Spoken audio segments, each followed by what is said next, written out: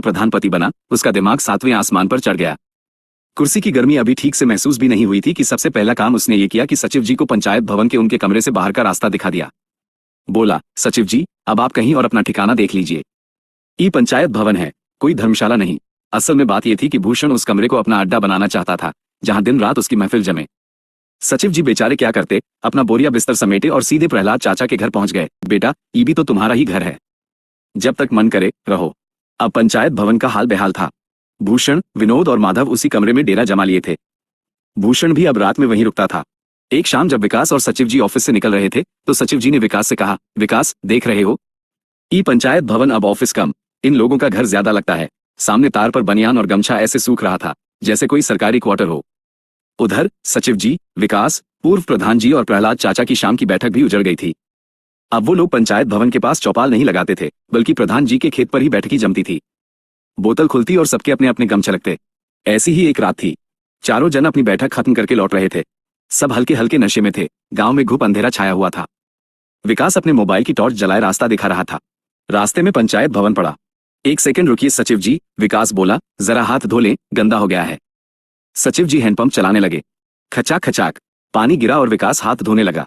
तभी सचिव जी की नजर तार पर टंगे एक तौलिए पर पड़ी। वो धीरे से बुदबुदाए, ई साला भूषण का तौलिया है ना? विकास ने पानी से हाथ हटाकर देखा और बोला, हाँ सचिव जी, उसी का है। बस इतना सुनना था कि सचिव जी के अंदर का लावा फूट पड़ा। उन्होंने हैंडपंप चलाना छोड़ दिया, आगे बढ़े और तार पर टंगे उस तौलिए को खींचकर नीचे जमीन पर गिरा दिया और फिर पैंट की जिपर खोलकर उस पर पेशाब करना शुरू कर दिया। प्रहलाद चाचा ये देखकर हल्के से बोले, अरे ई क्या कर रहे हैं सचिव जी?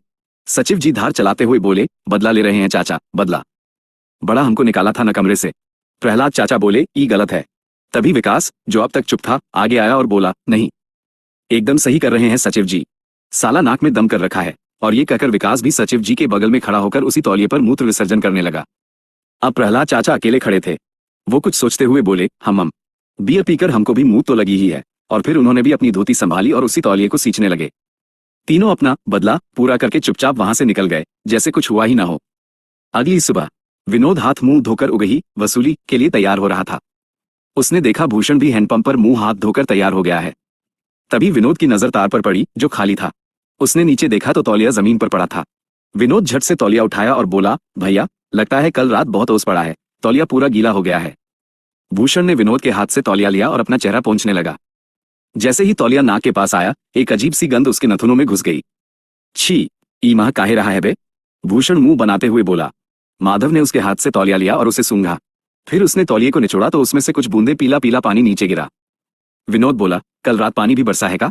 ओस से इतना गीला थोड़ी होगा। माधव तौलिए को जमीन पर फेंकते हुए और एक जोरदार गाली देते हुए बोला, अरे पानी लगता है तुमको? ई पीला पीला, साला कौनो कुत्ता मुंह दिया है। भूषण ये सुनते ही छी थू करने लगा और दौड़कर हैंडपंप पर गया और साबुन से रगड़ रगड़ कर अपना मुंह धोने लगा।